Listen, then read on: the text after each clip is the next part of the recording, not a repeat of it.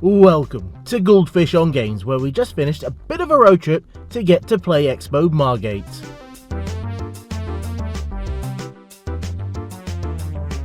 Which was held at the Winter Gardens, which has a very small entrance but leads straight into this set of stairwells. And after passing the security checks, you enter the main hall itself. And this is the upper area, where all the stalls for merchandise were set up. The place was kept reasonably dark. I think it's just because of all of us geeks, and as such my camera wasn't producing the best video quality, so you'll have to excuse it.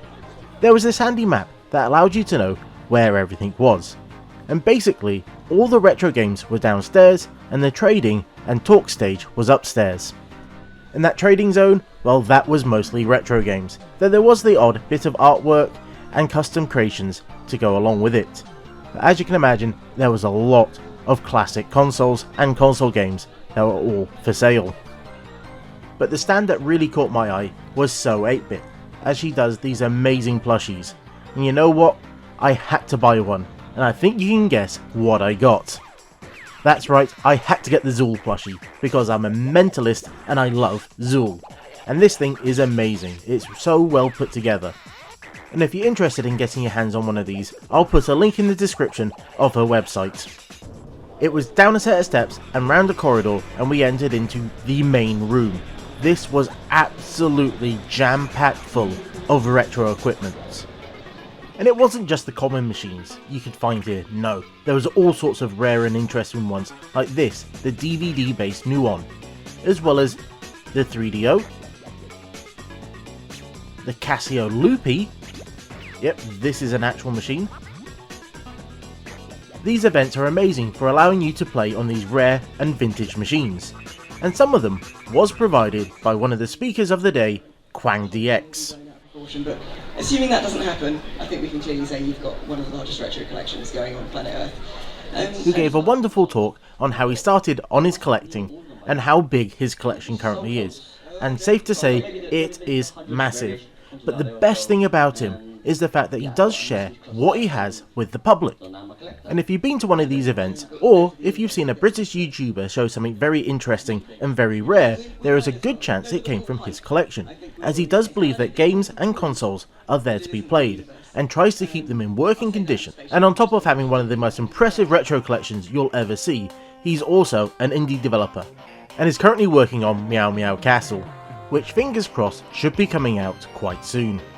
And while we're over in this other section, let's check out more of the retro machines, which as we can see included a number of retro computers, which is definitely my jam.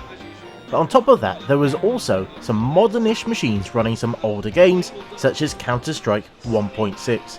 I've got a lot of memories of this one. And while we skip over the Bandai Pippin, we can actually check out a machine that had some real games. Yes, this is an MSX, and this one is a hit-bit machine. And doesn't it look absolutely awesome? And it was time to head back to the main stage, as the cosplay masquerade was about to start. And I have to say, there were some very impressive costumes on display. But the main reason I went up, well, it had to be to check out channel favourite, Watto Snorkers.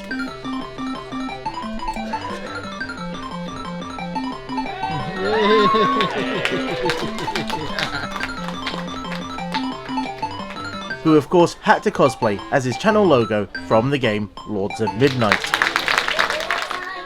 And while the judges were deciding who won, all the cosplayers got up on stage for a little bit of a dance.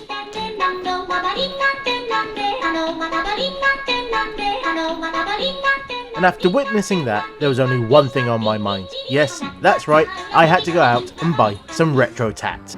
Unfortunately, or fortunately for my wallet, big box games were pretty thin on the ground, but I did manage to find these two titles, one of which I've been looking for quite some time. And the final pickup of the day had to be Nostalgia Nerd's Retro Tech, who was actually there to sign books as well as take part in a Q&A session with a number of other full-time YouTubers, including the amazing DJ Slopes, who I'll always be indebted to for that amazing shout out that he gave me. Over in the States. And I started going down a path of being really interested in weird gaming facts. Angry Video Game started that one off with his quest Probe series, a Sword Quest series, sorry. You know, I didn't know nothing about that. There was also Top Hat Gaming Man, who is very on brand. Most evil man on YouTube, aka Big Daddy Top Hat, or more informally to all of you, you can just call me Daddy if you'd prefer. We could, you don't have to, that is definitely. But you can, the option is The there. funny, informative, and very Essex Kim Justice. Talking about these silly games with an incredibly Essexy accent, to making documentaries about the UK companies, things like Ocean Software, Psygnosis, people like Peter Molyneux. As well as the aforementioned Nostalgia Nerd, who had a great story of how he picked his name. Nostalgia. Who's that YouTuber? Nostalgia Critic, that's the one. That little guy, Nostalgia Critic, and Angry Video Game Nerd. And if you combine the two, you get Nostalgia Nerd, which is an amazingly clever name. And remarkably good business sense. Not quite the romantic story of I don't give a crap about that. But serious SEO. And the final guest was the awesome, incredibly brave, as well as humble Octavius King. Something I wanted to do for, 10 years maybe, but I'd never had that confidence to do it, and I still don't have it, but when I pretend to be this character, it made me feel like I was kind of bulletproof, because, people could come for her. It's basically you, babe. The panel was hosted by the amazing Trisha Bites, and I'll just let you listen to some of the questions and answers. Well, you ended up talking about other things. We talked about rats and we talked about barcode backless and jaguars, so I'm quite happy. And I'm going to use that to ask all of you guys the unusual console you've highlighted in your videos. that's difficult to say. I quite like the Megaduck. It's got one of the best names of any console ever. If you don't know what a mega duck is, you might be slightly disappointed to know it's not a duck. But it is quite mega.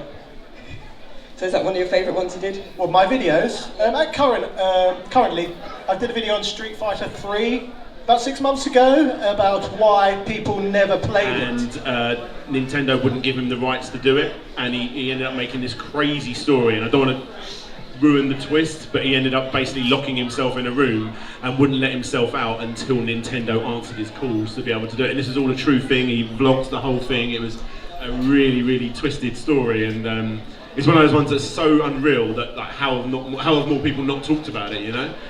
It took a lot of research to get it done. Someone whose games I adored, loved, and so all Bullfrog games, Syndicate, Theme Park, Populous, you can kind of go through this out. There's classics of the UK scene, but his story is kind of one of being economical with the truth, I think, is perhaps what some people would say. Not necessarily flat out lying, just often making crazy exaggerations. And eventually kind of the story, I called it The Rise of the Fall. Co-hosted by rats. Yeah, I've got 9 rats, alright, let's just put it out there. I have 9 pet rats. So far. No, that's it. No more rats. I've heard this before. No more. Because I just keep having a mental breakdown and I go, I get a rat. And so we've now got to 9. Yeah, I quite enjoy my Rats and Tats videos because people seem to really enjoy seeing the rats, especially the really fat one. Yeah, they get really into the games, you know. Yeah. I used to make packages, what they call time capsules that you bury, but I put it in the attic. And so when I started my channel, I found a time capsule in my parents' attic, and I opened it on camera, and all that was inside was one of those anatomical body parts, one of those women that you put together out of a model. And you thought this needed to be preserved for I prosperity. don't know what the hell I was thinking at the time, but I stuffed it in this package and I wrote on it, "Do not open till the year 2000. Was this actually a time capsule or just something you were hiding from your parents? My parents bought it for me, so... Was this actually the charity shop box that got mislabeled as a time capsule? No. And some incredible retro things and diaries of your youth got handed to us? Amstrad CPC. Yeah, love me some Amstrad. Cheers for the Amstrad, yeah. Yeah, I had a lot of fun with the Amstrad and all that sort of stuff. And I remember seeing an NES. And after that, I had a need for Pimble. And they had quite a few machines set up for you to play. And I had to play one of my favourites, Bride of Pinbot.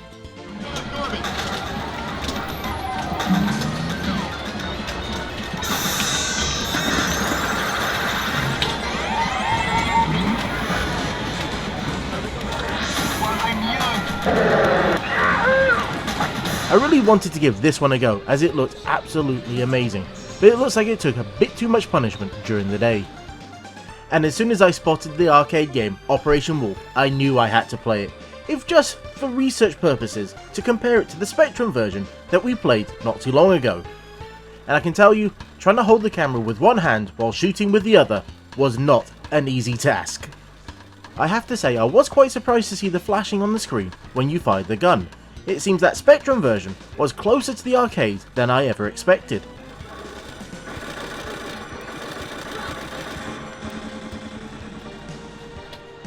They even had that crazy Street Fighter 2 arcade machine, which you played by using the mallet to hit these bisons that would pop up. And if you want to know more about this arcade machine, then you should check out DJ Slope's video. It is very good.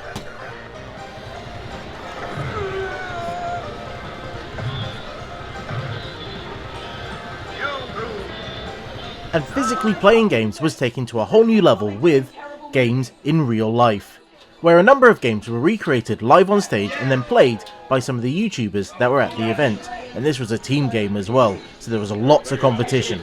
And I can tell you, cheat mode was enabled. I mean, this is perfectly within the rules. This originated as a game that you had to roll towards those. And wrestle them out. You don't get any points for stealing playing. We're nearly losing the table. It's chaos. This reminds me a lot of primary school. What's down to them? Where are you going? No! Not back to cellular. Cheating. There's not actually enough Sonic. It's just take the bag. Just take the bag. Any decade. Take the bag. No! There's the table. Take the table. Kill the camera. It was pure insanity and such good fun to watch. And it ended with a version of Joust where they were trying to protect their lemons from the other side. Left me up storage space. A Sobe 10. The gaming user. The gaming user now has a shank. A big beast on the back of your house ready to put that away from you.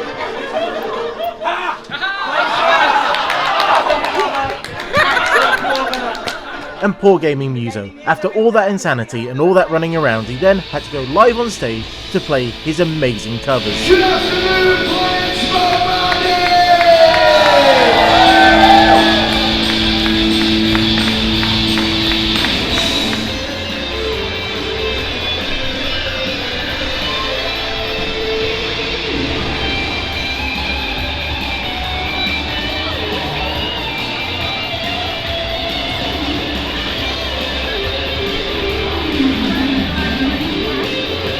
Where he really got the crowd going.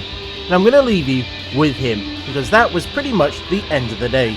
And until next time, I was the Goldfish, that was Play Expo Margate, and this was Goldfish on Games.